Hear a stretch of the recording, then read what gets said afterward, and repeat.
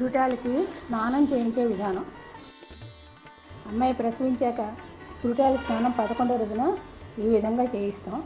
స్నానం చేయించడానికి కాచే నీటిలో వావిలాకు, వేపాకు, పసుపు వేసి మరిగించాలి. ఒంటికి నూనె రాసి నలుగు పిండిలో పసుపు కలిపి ఒళ్ళంతా నలుగు పెట్టాలి. ఇలా నూనె రాసి నలుగు పెట్టడం వల్ల ఒళ్ళు నొప్పులు తగ్గుతాయి. వావిలాకు నీటిలో మరిగించి స్నానం చేయించడం వల్ల కూడా ఒళ్ళు నొప్పులు తగ్గుతాయి. ఇక వేపాకు, పసుపు అంటే ఒంటికి ఇన్ఫెక్షన్ రాకుండా, దురదలు రాకుండా కాపాడుతుంది. 10 రోజుల పాటు స్నానం ఉండదు కదా, అందుకు ఈ విధంగా చేయిస్తాం అన్నమాట. దానికి ముందు రోజు ఇరుగు పొరుగు వారికి చిక్కసం పంచేవాళ్ళం. అంటే కుంకుడుకాయలు, నూనె, నలుగుపిండి, పసుపు. రేపు మా అమ్మాయికి పురిటి స్నానం అని చెప్పి అలా ఇంటింటికి పంచేవాళ్ళం.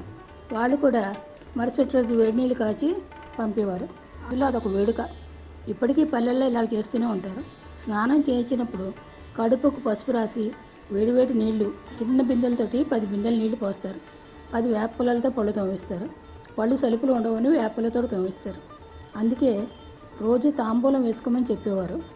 తినది జీర్ణం అవటానికి, ఒక రకంగా చెబితే పళ్ళు పటిష్టంగా ఉండటానికి అని చెబుతారు. పురిటాల స్నానం అయిన తర్వాత చాకల మీద ఇచ్చిన చీర కట్టిస్తారు. అలా చేస్తే కడుపు చలవ అని చెప్తారు. బాగా సాంబ్రాణి ధూపం వేస్తారు. తర్వాత పురిటాలు ఏ మంచం మీద పడుకుందో ఆ మంచం, మా కాలంలో అయితే నిలక మంచాలు ఉండేవి కాబట్టి అవి బయట పెట్టి తడిపించేవారు. ఈ రోజుల్లో వారికి ఏమిటో కూడా తెలియదు. అందుకని 4 ఆకుల్లో అన్నం, పప్పు, పెరుగు పెట్టి ఆ ఆకులు చాకలమ్మకి ఇస్తారు. తర్వాత మంచి చీర కట్టించి శుద్ధ పుణ్యవాసనం చేయిస్తారు. ఇది ఇంటి పురోహితుడు వచ్చి చేయిస్తాడు. ఈలోగా చంటిబిడ్డ స్నానం కూడా చేయిస్తారు. అది ఎలాగంటే ఒంటికి నూనె రాసి చెవులలో, ముక్కుల్లో, కంట్లో, మలద్వారంలోనూ నూనె చుక్కలు వేసి ఒళ్ళంతా మసాజ్ చేసినట్లుగా కాళ్ళు చేతులు లాగుతూ, పొట్టబొత్తుతూ, నలుగుపిండిలో పసుపు వేసి బాగా నలుగు పెట్టి కాళ్ళ మీద బోర్లా పడుకోబెట్టి తలరుద్ది స్నానం చేయిస్తారు. బుర్ర మీద అరచేతుల్లో నీళ్లు పోసి గట్టిగా పోస్తూ బుర్ర గుండ్రంగా ఉండేలాగా గట్టిగా ఒత్తుతారు. కొంతమందికి తల ఎత్తుపల్లంగాను, కొంతమందికి పొడవుగాను ఉంటుంది. అటువంటివన్నీ 3వ నెల వచ్చే వరకు పోసే నీటితో సరి చేసుకోవచ్చు. అలాగే కనుబొమ్మలు, ముక్కు కొద్దిగా నొక్కుతూ, పెదవులు సమంగా ఉండేలాగా నొక్కుతూ వేడి నీళ్ళు పోస్తుంటే 3వ నెల వరకు మంచి రూపం వస్తుంది. నలుగు మాత్రం బాగా పెట్టాలి. ఎందుకంటే పుట్టినప్పుడు రోమాలు ఎక్కువగా ఉంటాయి. అవి నలుగుతో రాలిపోవాలి. లేకపోతే పెద్ద అయ్యాక రోమాలు ఎక్కువ కనిపిస్తాయి. తర్వాత స్నానం చేసేటప్పుడు వేలితో పసుపు తీసుకుని నోట్లో నాలుక మీద రాయాలి. నాలుక మీద పాల మరకలు ఉంటాయి కదా, అందుకే రోజు ఇలా చేయాలి. తర్వాత కాళ్ళ మీద ఆ పిల్లల్ని కూర్చోబెట్టి నుదుటికి అరిచేయి అడ్డం పెట్టి బుర్ర మీద నీళ్లు పోయాలి.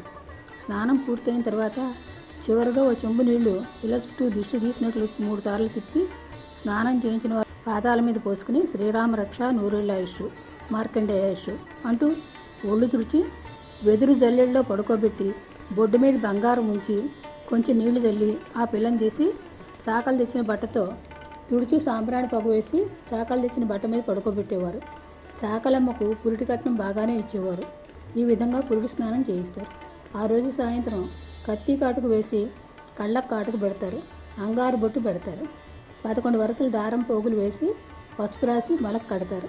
నెలకో రోజు తక్కువ అంటే 29వ రోజు మళ్ళీ మొలతాడు మారుస్తారు. ఆ రోజున నల్లపూసలు, దిష్టి పూసలు కడతారు. పురిట్లో ఊడిన బొడ్డును భద్రపరిచి అది వెండి మువ్వలో వేసి చేయిస్తారు. దాన్నే బొడ్డు మువ్వ అంటారు. ఆ బొడ్డు మువ్వ పిల్లలకి కడితే ఏ బాలారిష్టాలు తగలకుండా ఆరోగ్యంగా ఉంటారని చెబుతారు. నేను ఇలాగే చేశాను మా పిల్లలకి, మనవలకి కూడా అదే మీకు చెప్పాను. 6 నెలలకి ఎర్ర మొలతాడు కడతాం. మగ పిల్లలకి 6వ నెల వచ్చే వరకు కాటుకు పెడతాం. తర్వాత పెట్టాం. బొట్టు మాత్రం పెడతాం. దిష్టి చుక్కు కూడా పెడతాం. కాళ్ళకు, చేతులకు నల్లని మొలతాడు కడతాం. నాకు తెలిసినంత వరకు నేను చెప్పాను. స్వస్తి. Thank you for watching this video. If you enjoyed it, please hit the like button and the bell notification icon. Like, comment, and subscribe.